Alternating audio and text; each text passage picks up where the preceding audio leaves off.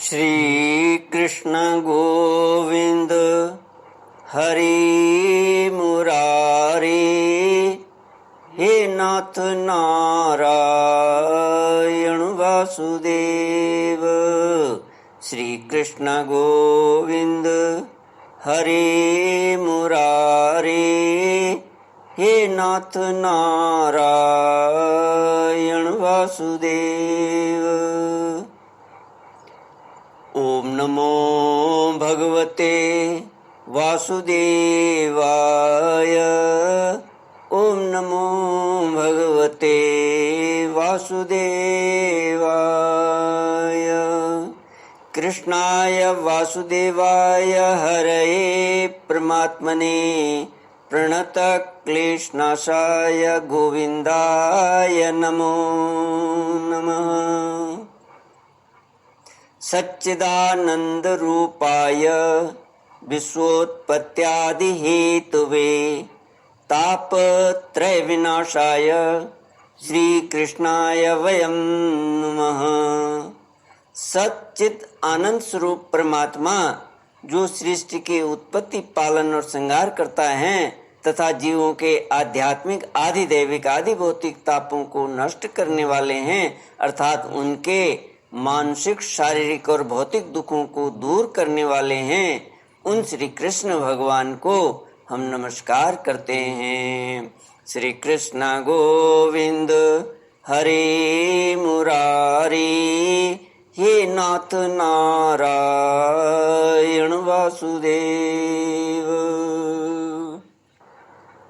श्रीमद्भागवत दशम स्कंद द्वादशोऽध्याय श्लोक 18 से।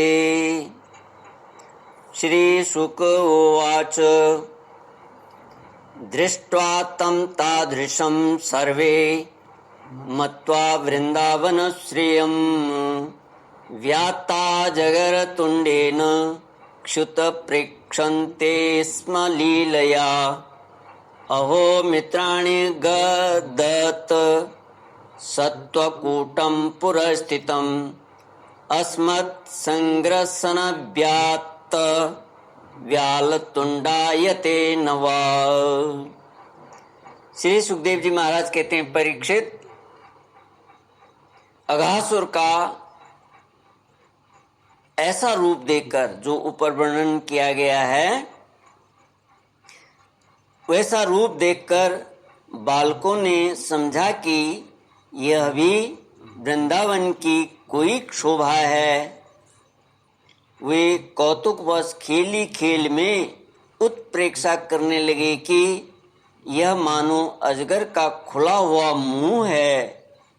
कोई कहता, मित्रों भला बतलाओ तो, यह जो हमारे सामने कोई जीव सा बैठा है, यह हमें निगलने के लिए खुली हुई किसी अजगर के मुंह जैसा नहीं है।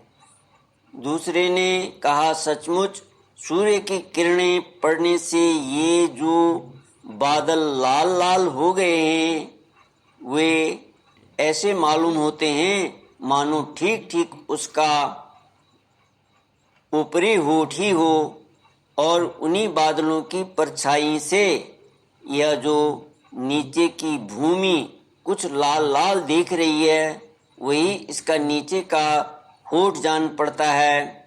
तीसरे ग्वालवाल ने कहा, हाँ सच तो है, देखो तो सही, क्या ये दाईं और बाईं ओर की गिरी कंदराएं अजगर के जबड़ों की होड़ नहीं करती, और ये ऊंची ऊंची शिखर पंक्तियां जो साफ साफ इसकी दाढ़ें मालूम पड़ती हैं।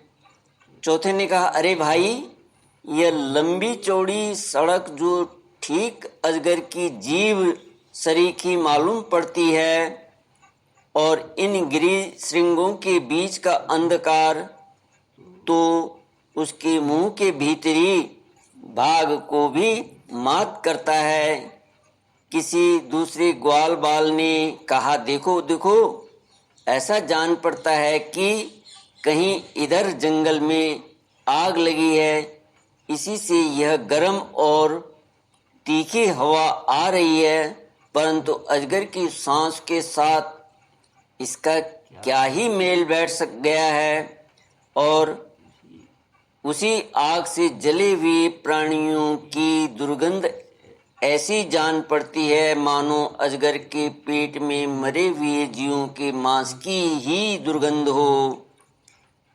तब उन्हीं में से एक ने कहा, यदि हम लोग इसके मुंह में घुस जाएं तो क्या यह हमें निगल जाएगा?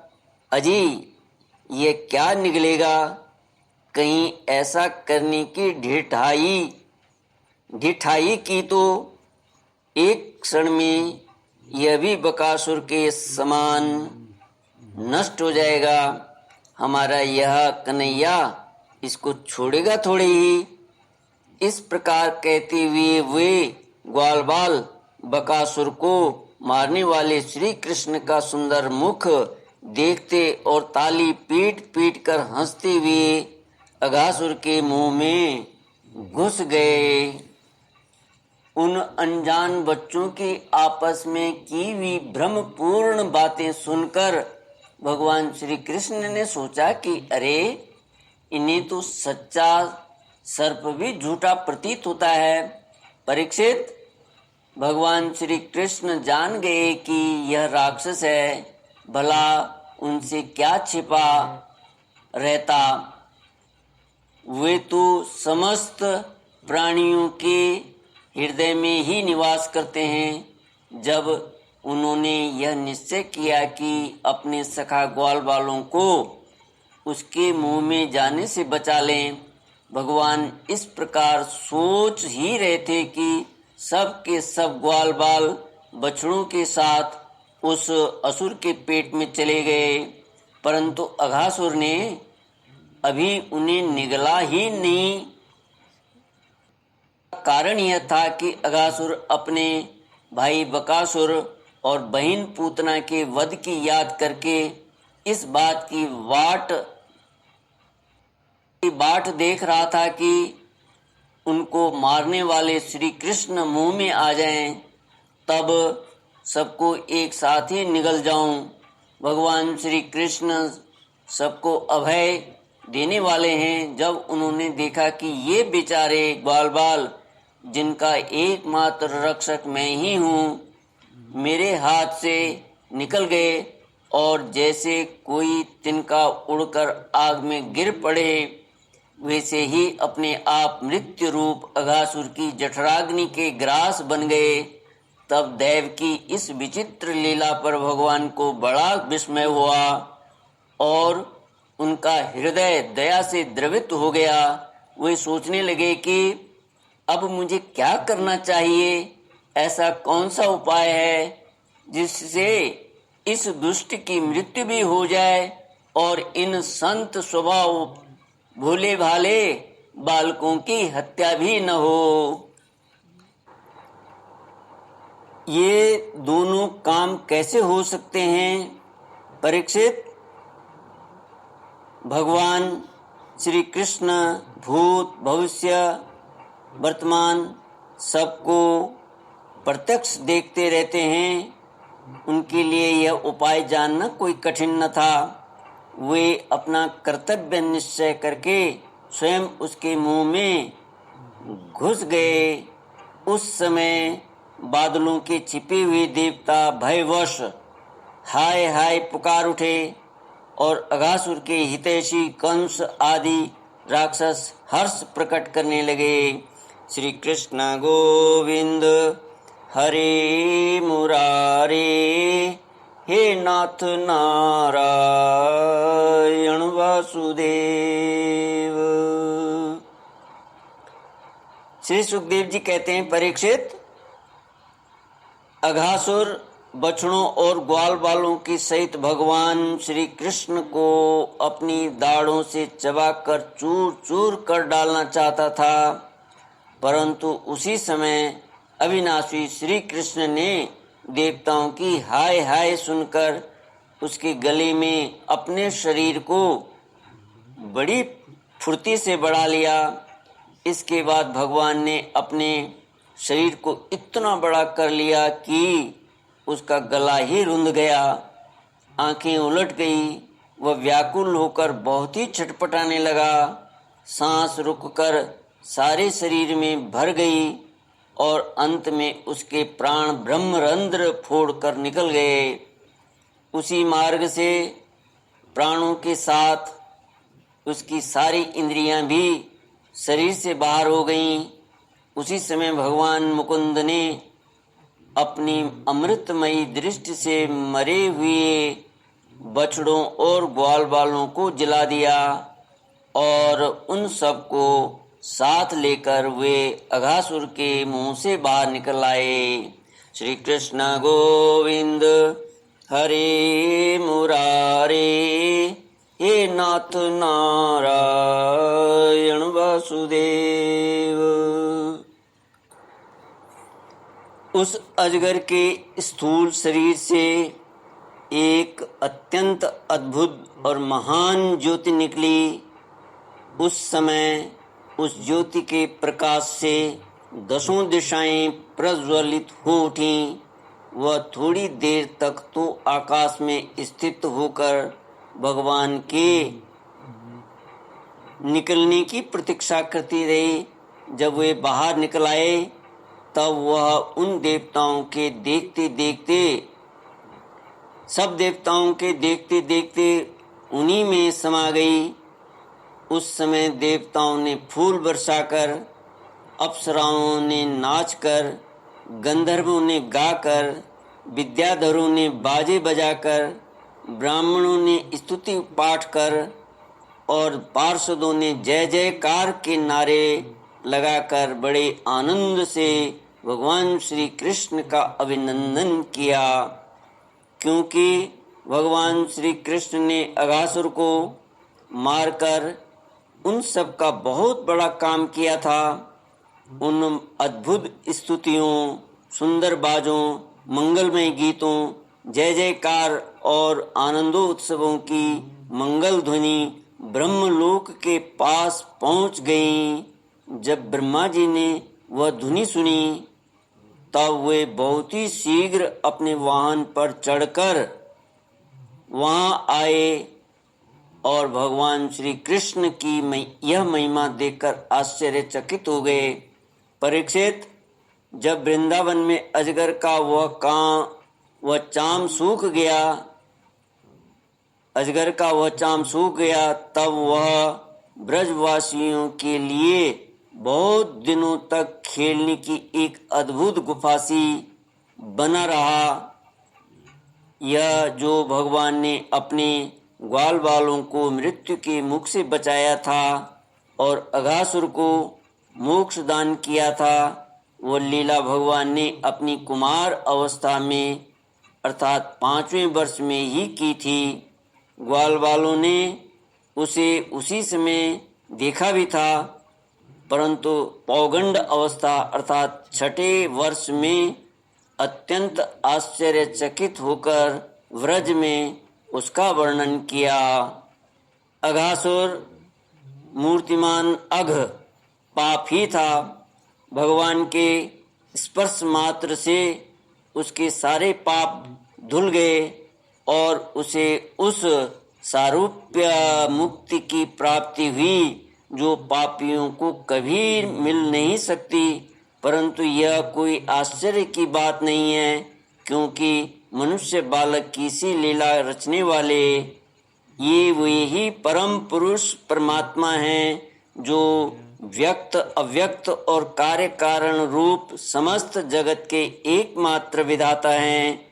भगवान श्री कृष्ण के किसी एक अंग की भाव निर्मित प्रतिमा यदि ध्यान के द्वारा एक बार भी हृदय में बैठा ली जाए तो वह सालूक्य सामीप्य आदि गति का दान करती है, जो भगवान के बड़े बड़े भक्तों को मिलती है। भगवान आत्मानंद के नित्य साक्षात्कार स्वरूप हैं।